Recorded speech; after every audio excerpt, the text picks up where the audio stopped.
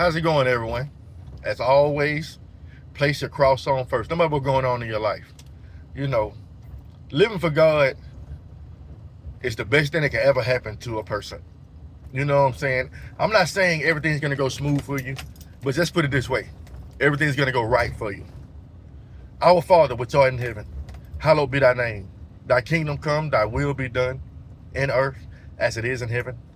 Give us this day our daily bread, and forgive us our trespasses, as we forgive those who trespass against us. And lead us not into temptation, but deliver us from evil. For thine is the kingdom, the power, and the glory forever. Amen. You know, I've been talking about the deceitfulness of riches for the past few days, and I'm going to continue talking about that. You know, just think about this, man. Like, when I first found God, I'm gonna tell you a story. This just came to my mind.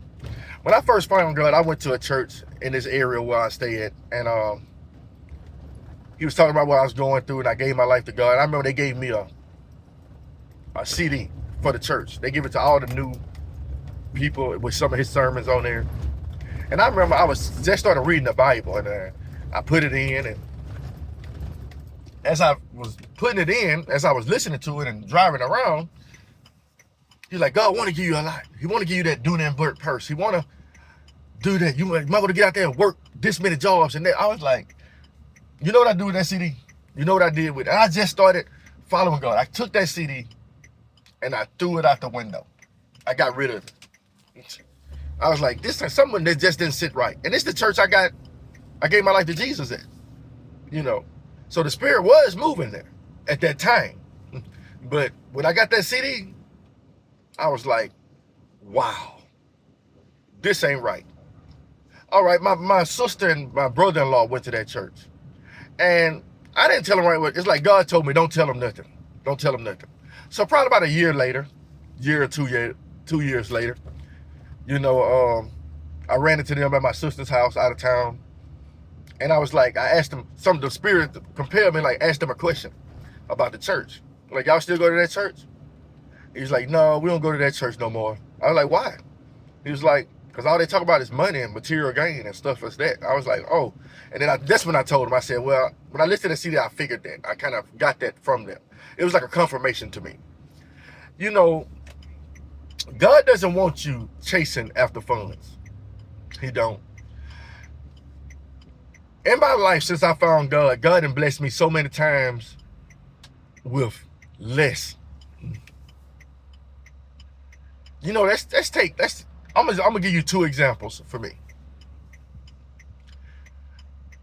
Years ago, I remember I found God, and I was working at a furniture store, and I remember I liked this house. I liked this house. I was like, man, that's a nice house, and it was always empty. So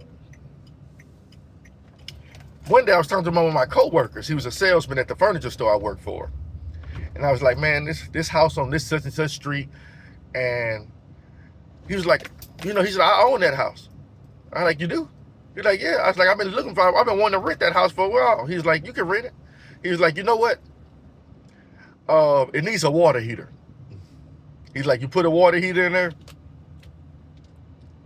you can move into the house. And at the time, Alabama Power, well, I'm from Alabama, they was giving free water heaters if you were going to replace your water heater. So I basically moved in the house for free.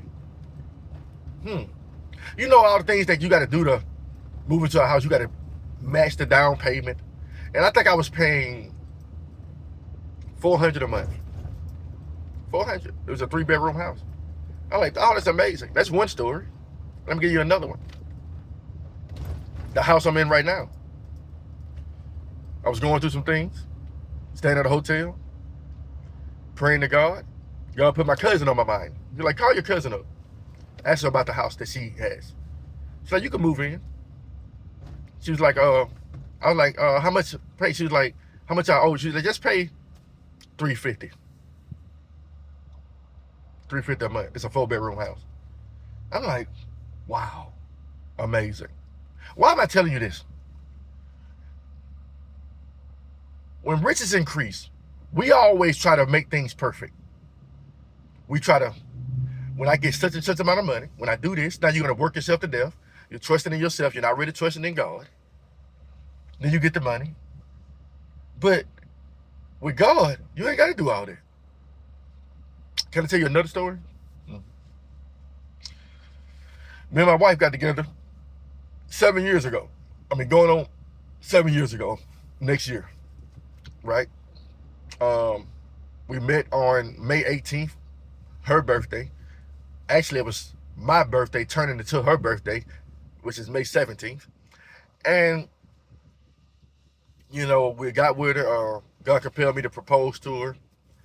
And we set the date for May 18th. I love telling this story. And I remember we used to go to family members' houses. I remember I proposed to her at my cousin's house. And we'd go to that cousin's house like, what y'all doing? Y'all making preparations?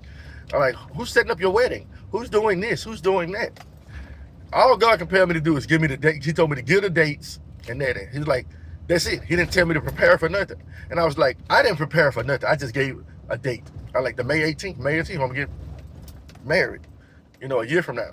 And I knew another woman who was there who was engaged too. She was like, we're waiting for the money to get right. We did this and that. We're doing this and that. And they were like, what are y'all doing? We're just waiting. I was like, I think I did say, God got this. You understand? Okay. Come like a month before our wedding date. Our church found out that we were engaged and this and that. They're like, you can have your funeral here. I mean, funeral. Your wedding here. We'll pay for everything. All we had to do was come up with our outfits. I didn't even pay for my wedding band. They paid for it. And I did pay for the wedding, her wedding band. But in reality, I didn't pay for that too. But I'll go to that another tale. But we try to plan things out thinking from a human perspective. That's how we do things in life. I'm going to get this car when I get such and such amount of money. Since I'm bringing up vehicles. All right. A few years ago, my wife got a car for $1 through the church. This vehicle I drive, I didn't pay for it. You know, a lot of people often forget about Joseph's story. Everybody want to be rich. Think about Joseph's story. Like Joseph was rich. No, he wasn't. Joseph had authority over Pharaoh's funds. It wasn't his, but he could do whatever he pleased with it. Take care of it how he wanted. You see, we constantly trying to make millions when God can bless you through others. He can help you out in so many ways. He can make somebody else's money your money. Now, I know this like, but this don't got nothing to do with deceitfulness of riches. Yes, it does. Don't seek after it. Just pray, and God will make a way. Even if, let's say you got a dream house in your mind. You know, when you start thinking from a human perspective, well, when I get such and such an amount of money. Let's take the lady who had the oil, was broke, that oil multiplied. Because God made it that way. Man, God can do so many things. That's why he don't want you to seek material gain. You got to think about it. God has an endless storehouse. And he has a plan for each and every one of us. He didn't tell us to make plans. He warns us about that. He said, don't say such and such day we'll go tomorrow, we're going to go buy and sell and do this and that. He said, but you ought to say, may the Lord will say. He said, don't even worry about tomorrow. Sufficient today as the things up. We've tried to plan everything. Vacations, trips, weddings, birthdays. We try to plan everything. Just go with the flow. Go with the flow. Go with God's flow. Everything he wants for you, he's going to give it to you. Everybody's not going to be filthy rich. And now listen to me. But everybody's going to be provided for. Just trust in the Lord. You know, I'm not against financial gain. By no means. God knows you need things. He knows you need taken care of. And he will. But don't chase it. He says, seek first the kingdom of God and all else will be added to you. So why are we trying to make plans for this car, this house, this, that? Why? The Bible doesn't tell us not to do it. And we do it anyway. We even worry about our credit scores. My credit score is horrible right now. But my credit score ain't got nothing, got me nothing that I got. God did. I'm just being real. I know who the creditor is. We try to get that 700 credit score. That's worldly. Whether you want to believe it or not, that's of the world. You think God cares about your credit score? If you got an 800 or not, or a 500, or a 400, God can give you something with no credit score. Mm-hmm.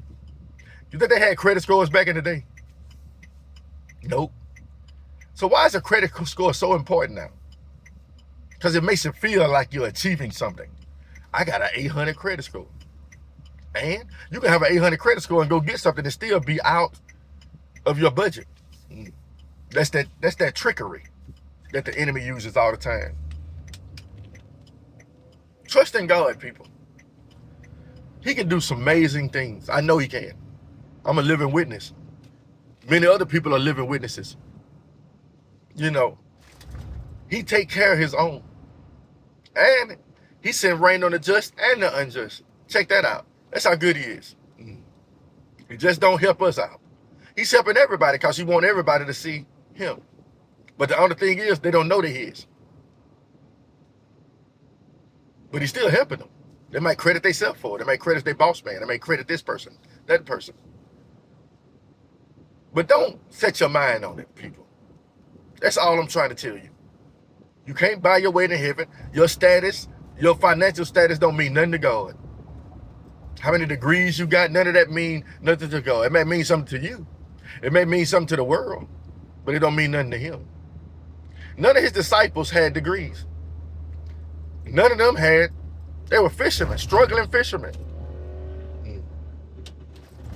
They didn't get more till God came along. And God probably was looking after them then before that. I know he was. But then he got more when they started listening to him and following his instructions.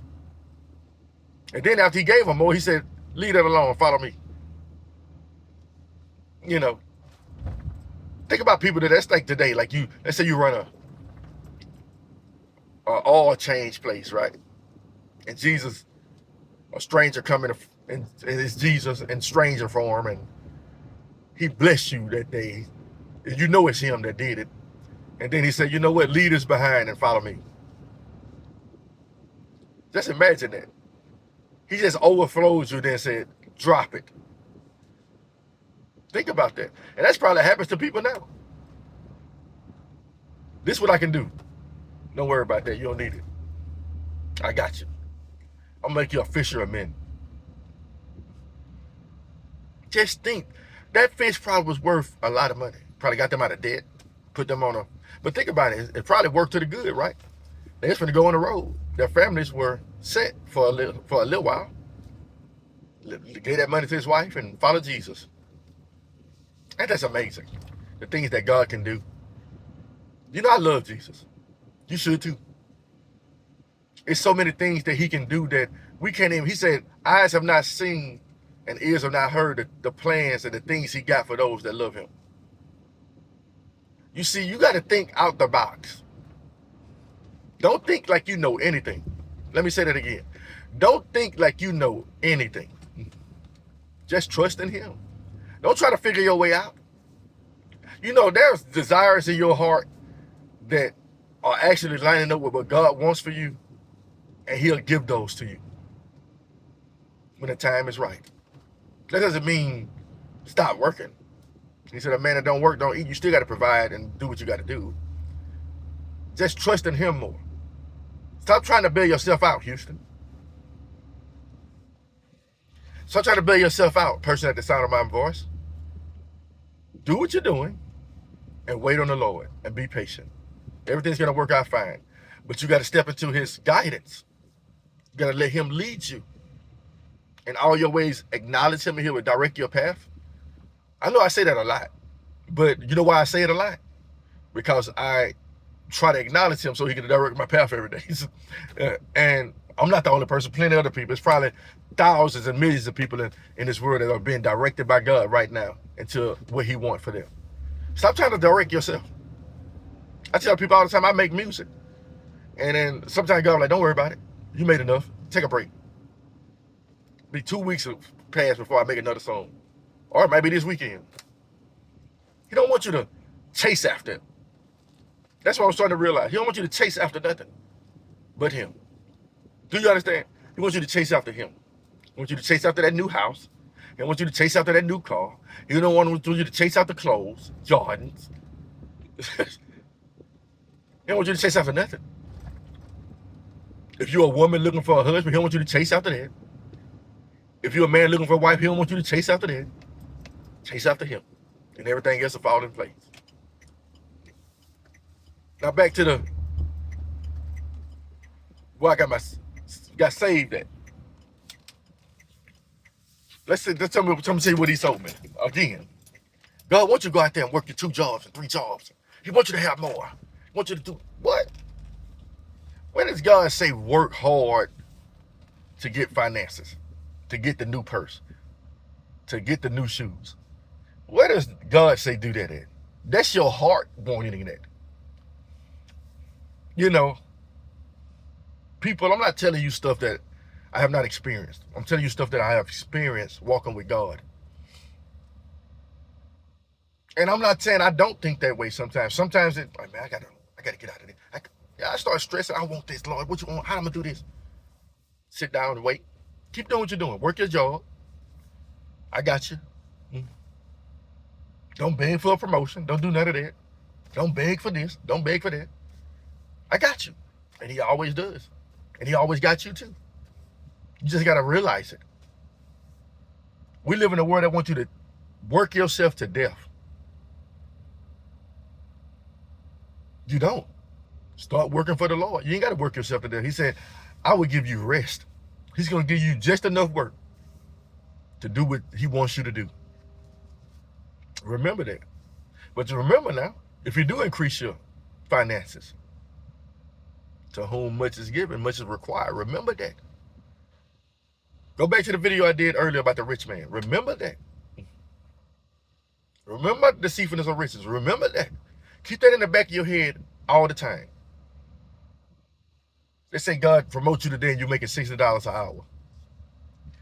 Remember what I just said. To whom much is given, much is required. If he's increasing you like that, it ain't just for you to go get in more debt. It's for you to be able to assist, to give to others too. That's all I got for you. Let God provide. Continue to do what you do as a man of God or a woman of God. Don't break your neck chasing nothing. Trust in the Lord, and he got you. Have a blessed day.